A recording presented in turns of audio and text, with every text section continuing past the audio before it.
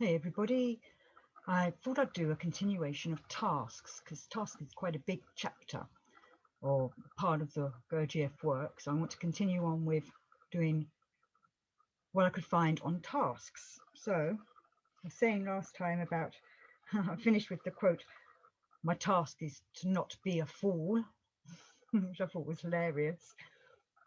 Anyway, this is from In Search of the Miraculous, page 241. General task: try to lead conversations with friends up to these subjects. Try to prepare those who ask questions, and if they ask you to, bring them to the meetings.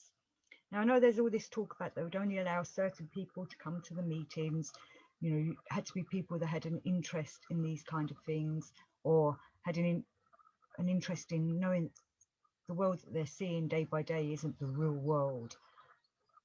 But it's over 100 years later now, and we've got the social media and the internet to be able to all connect with each other, and for people to find this kind of work. There's many people realizing there's more to life, and they want to find ways of working on themselves, or finding, not necessarily teachers, I'm not a teacher, I've said this many times, but want to find ways to help them to do their tasks, to develop and open their eyes.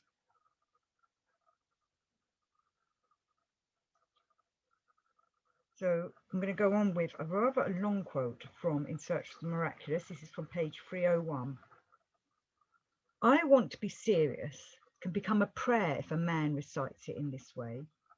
He says I and tries to think about everything he knows about I. It does not exist. There is no single I. There is a multitude of petty, clamorous, quarrelsome I's. But he wants to be one I. One I. The master he recalls, the carriage, horse, driver, master. I is master. And that's what we're trying to do, develop that master in ourselves. We want to become the master Jedi of ourselves so that we can control all them other I's that are running around inside us, confusing us and needing us here, there and everywhere. And this is our task. So continuing, In Search of the Miraculous, page 301. He thinks of the meaning of I want. Is he able to want? With him, it wants or it does not want all the time. And as I was saying to you before, it is all your different eyes, whichever eyes out and about that day doing this. Some of your eyes don't want you to do this work, some of your eyes do. But we need to get them all gathered together and get that master eye working so that it does work on ourselves and do what we want. So, but to this it wants and it does not want. He strives to oppose his own I want, which is connected with the aims of work on himself. That is to introduce the third force into the customary combination of the two forces. It wants and it does not want. To be. A man thinks of what to be, what being means. And I hope these are the kind of questions you are asking yourself. What is it to be? What is real being? This is what we're aiming at, one of our tasks. The being of a mechanical man to whom everything happens, the being of a man who can do. It is possible to be in different ways. He wants to be not merely in the sense of existence, but in the sense of greatness of power.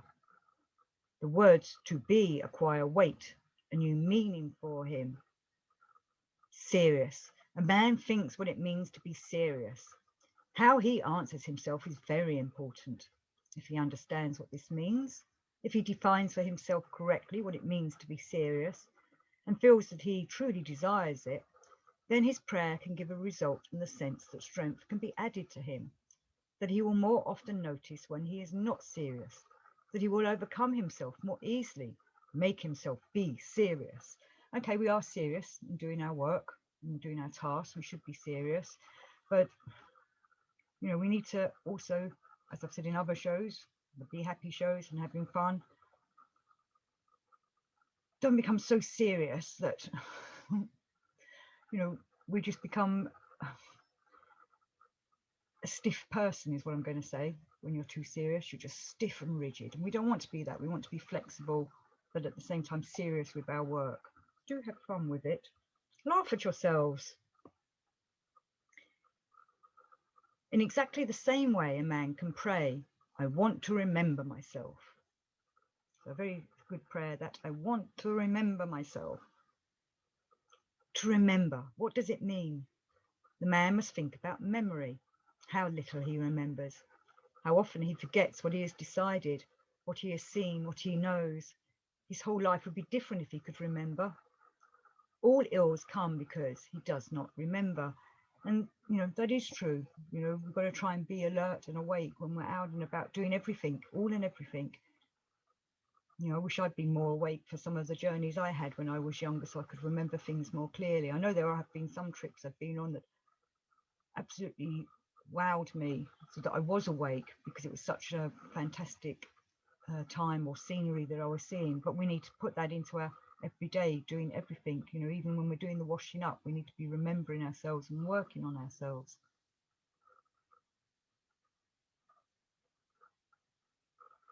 Myself. Again, he returns to himself. Which self does he want to remember? Is it worthwhile remembering the whole of himself? How can he distinguish what he wants to remember? The idea of work. How can he connect himself with the idea of work? It is necessary to reflect upon each word. Take the ordinary. God have mercy upon me. A man is appealing to God. He should think a little. He should make a comparison and ask himself what God is and what he is. Again, it's all back down to the pondering about everything. And when we start thinking about these kind of things and asking questions, as you can see here, even Ouspensky was asking questions all the time about everything. And that's what we should be doing about everything, questioning and praying, and all the other things that I've mentioned in other shows. So carrying on with In Search of the Miraculous, page 304. On one occasion, in connection with the description of exercises in concentration and bringing the attention from one part of the body to another, G asked, when you pronounce the word I aloud, have you noticed where this word sounds in you? And I was saying about that in the other show, the task one, the I am. Where is it resounding in you? Anyway, let's continue with the quote. Some of us definitely felt as if this word sounded in the head. Others felt it in the chest, and others over the head, outside the body. G said that there was an exercise connected with this, which had been preserved up to our time in the monasteries of Mount Athos. A monk kneels or stands in a certain position, and lifting his arms, which are bent at the elbows, he says, ego aloud and drawn out, while listening at the same time where the word ego sounds. The purpose of this exercise is to feel I every moment. A man thinks of himself and to bring I from one center to another. So there is no right answers on that, because wherever you're hearing it being sound is where it is at that time, but it's going to move about and you're trying to sense it around your body. So it's like ego. Where am I sensing it in my body when I'm doing this? And I quite like doing it like that. It's kind of like the Egyptian symbol for the car, which is another one of the many bodies of the Egyptian, say that we have 7 bodies in us, the astral, ether, your shadow, your soul, and so on. But the car one, this is the symbol for it. So you're even doing an old ancient Egyptian exercise there when you're doing that.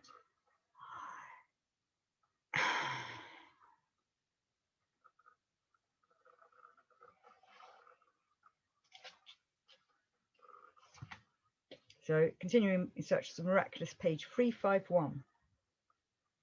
Most of the energy of the factory is wasted uselessly, among other things, on unnecessary muscular tension. With work on oneself, attention must first be turned to this. A man must learn to observe and feel muscular tension and be able to relax unnecessary tension of the muscles, which is I was saying about in the other shows of doing the relaxation exercises and sensing your whole of your body. He, Gurdjieff, gave us many exercises for gradually relaxing the muscles, always beginning with the muscles of the face, as well as exercises for feeling the hands, the feet and fingers and so on at will. Very interesting was the exercise of circular attention. A man lies on his back on the floor, trying to relax all his muscles. he then concentrates his attention trying to sense his nose. When he begins to sense his nose, he then transfers his attention and tries to sense his ear. When this is achieved, he transfers his attention to the right foot, from the right foot to the left, then to the left hand, then to the left ear, and back again to the nose, and so on. So you're moving that attention round about your body in this lying down, relaxing position. And that's something, I know he said a way of doing it then, but maybe if you can't remember what the order is when you're lying down, just do it in whatever way you suddenly want to go to that part of your body, sense it, go to another part of your body, you know, feel your body, sense what it's doing, how it's breathing, how it's feeling, where the tension is in your body when you're lying down. Is it in your shoulders, in your back, you know, your backside, your legs? Sometimes tension's held in the back. Sometimes we don't pay attention to where the backs of our bodies and the backs of our heads. We're always concentrating on the front, but the back's just as important. We need to make a whole circle of our body so that we can relax every part in it. Relaxing the ears, that's a funny one, or used to be for me. Could never sense my ears. Whoever did exercises in relaxation seriously very quickly noticed that his sleep became sounder and that it needed fewer hours of sleep. So this is from In Search of the Miraculous, page 356. I very soon saw that the struggle with the habit of talking, of speaking in general, more than is necessary, could become the centre of gravity of work on oneself, because this habit touched everything, penetrated everything, and was for many people the least noticed. The old mechanical talking, we rabbit, chat away, don't we? Say whatever comes into our head instead of thinking about it or feeling what it is that we want to try and express. And then it's interesting to go out and see how other people in the world talk. People that don't do the work, or maybe don't do any kind of work of any kind, you know, and not perhaps spiritually minded, asleep people, I suppose I want to say, and how they mechanically talk about nothing really. Though, you know, it's nice to have conversations with people. We get lonely. People like to talk to each other. We need to have conversations, not mechanical talking.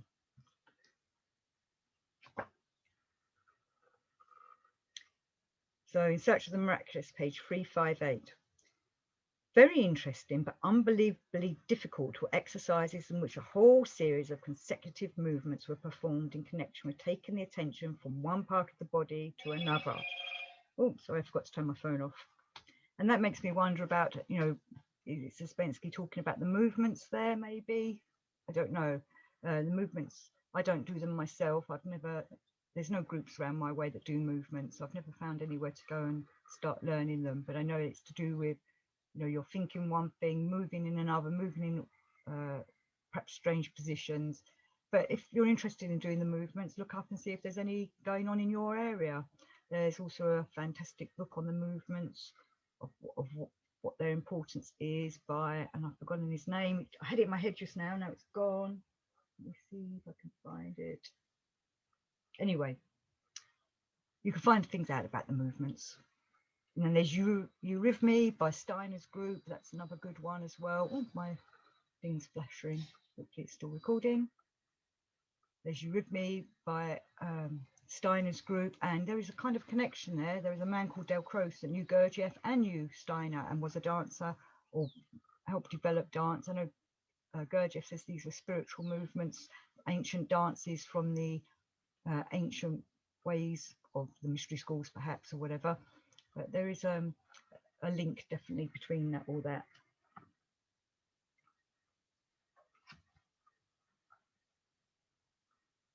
Right, okay, just lost my page, sorry about that. Right. So, a man always wishes to begin with something big, but this is impossible. There can be no choice. We must begin with the things of today. So, you know, we make our aims, which is great. Maybe make your aims and tasks be for what you're doing with yourself today. If you've got the time to do some exercises, you know, what are the things that are, be aware of the things that are distracting you from doing the work. Make time to do your tasks and your exercises, whether it's pondering, relaxation exercises, working on them small aims. So this is from Kenneth Walker, one of my favourite writers on Gurdjieff. Kenneth Walker was in the Ouspensky and the Gurdjieff groups back in the day. So this is Kenneth Walker talking about Ouspensky. So far, Ouspensky continued, I've only asked you to do 3 things: to observe yourselves, to try not to express negative emotions, and to try to self-remember. Now I add something else. Try not to become identified with things, and more especially with your favourite negative emotions. Struggle to keep something outside it, even if it be only the I that observes it. Don't be completely engulfed. Try not to disappear. And that is something, that's why I picked that one. I've remembered now, is because you can easily get engulfed in all this when you're doing all this, you know, kind of like a narcissistic kind of way of looking at yourself. Oh, look at me, and getting wrapped up, not necessarily in a negative way, but you just become so engulfed that you kind of forget that you're doing the work, and instead are just looking at yourself and perhaps admiring yourself, or going, oh no, look how awful I am. Remember, we've all got good and bad traits in us, and these tasks are to help us to observe who we really are and what we really want to be, who we want to be. Master Jedi. So Margaret Anderson's got another fantastic book on Gurdjieff, and she says, now I tell and you, well, actually it's Gurdjieff saying this, now I tell and you try, but very difficult. You try, remember, say, I am once every hour. You not succeed, but no matter, try. You understand? So he's encouraging everyone. He knows these tasks are difficult, Gurdjieff knows that these hard to make ourselves do this because there's other eyes in us trying to stop us doing them or distract us. So, you know, try, do what you can.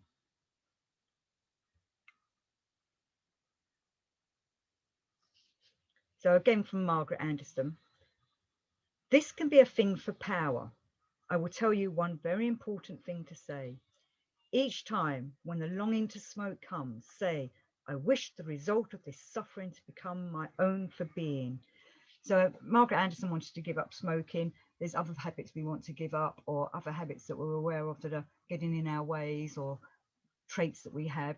And this is a really important thing to say to yourself. I wish the result of this suffering to become my own for being. And we can say that to ourselves, you know, when we suddenly realise we've, I don't know, annoyed someone, or someone's annoyed us and it's all gone a bit wrong. You know, you come away from it all thinking about it all. But then if you can say this to yourselves like a little prayer, I wish the result of this suffering to become my own for being, because then you're developing, you're changing that energy, it's transiting from being the negative side into understanding what it is that you're feeling and doing and why this is happening. And that energy transforms into a finer energy, and it's then finer energies that will make our light bodies. So I was going to wanted to do some Nott. Okay, so we've got C S Nott and his fantastic books, and often he's talking about Araj. Araj gave us 2 exercises. One was reviewing the events of the day, an exercise in memory, will, and concentration. Before going to sleep, count slowly. 2, 4, 6, 8, 10, 10, 8, 6, 4, 2, and so on up to 100. Having got this rhythm started, try to picture the events of the day like a not very interesting film. You will have periods of forgetting. You must mend the film and start counting again. So he's talking about when you forget what you did and then you slip back into, oh, I don't know what I did at 11 o'clock, but you've got to try and remember it, and you need to start doing the counting all again. Also, you may want to go to sleep, and a great effort will be needed to keep it going. Oh, that's my thing. I do sometimes not manage to finish doing my recall of the day. I just wake up in the morning. It happens. Right, so also you may want to go to sleep, and a great effort will be needed to keep it going. And often you will forget to do it. As with all real exercises, The organism is in a conspiracy to make you forget. Conspiracy. It's all conspiracy. The other was an exercise in attention. Take your watch and fasten your eyes on the second hand. Watch it as it makes a revolution of a minute and do not let your eye wander. When you are quite sure that you can focus your attention for one revolution, you will have begun to develop your power of thinking. Having accomplished this, while keeping the focus of attention on the small hand, count yourself from 1 to 10 and backwards. This requires a double attention. One part is on the movement of the hand, the other on the counting. You may find it easy at first, but keep on until it becomes difficult. Having got so far, continue to keep your eye on the moving hand and continue to count mentally. Then, at the same time, repeat yourself a verse of rhyme. Do it for 2 or 3 minutes. What an exercise, but that's using all your centers. It's working on every different part of it. Good luck. So again, I'm going to now do a Gurdjieff quote from this is Maurice Nicoll, actually, Nicoll's first book of commentaries. So Gurdjieff says, if you will begin by doing small things well, you will be able to do big things well. You will later be able to work on yourself well. Small things like cooking, washing up, cleaning a floor, but they must be done with attention. Gurdjieff and Araj never cease to stress the importance of doing small things consciously, for only then would we be able to understand the smallest thing about great laws. I forgot to write down which of the Nicoll books it is. Probably number 1, psychological commentaries. Because I've only got Nicoll's 1, 2, and 3.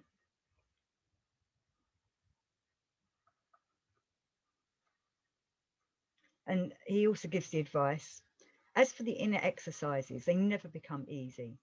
Each day I had to make an effort to start them and an effort to continue them. So this is Nicoll talking here. Something would distract me, or I would find myself falling asleep or tensing myself instead of relaxing.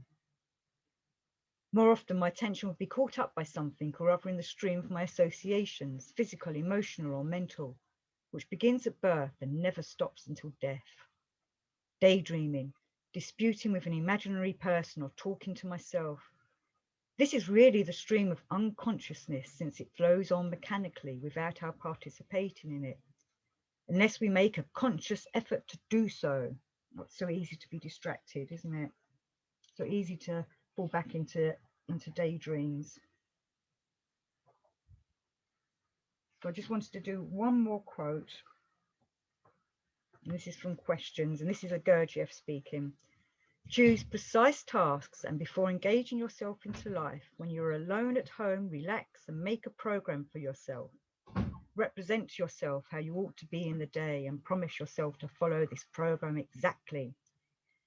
You will fail perhaps 10 times, perhaps 20 times, but the 21st time you will be able to do what you decided to do when you were alone. For now, there is no other way. One must make a program. As I have counseled, you put yourself in a quiet state, calm, relaxed. Only then you can decide your program for the day. Then you go into life and you try to do exactly what you have decided. If you do it, give yourself a treat. If you forget, you punish yourself. So hopefully you get lots of treats and aren't punishing yourself too much. Till next time.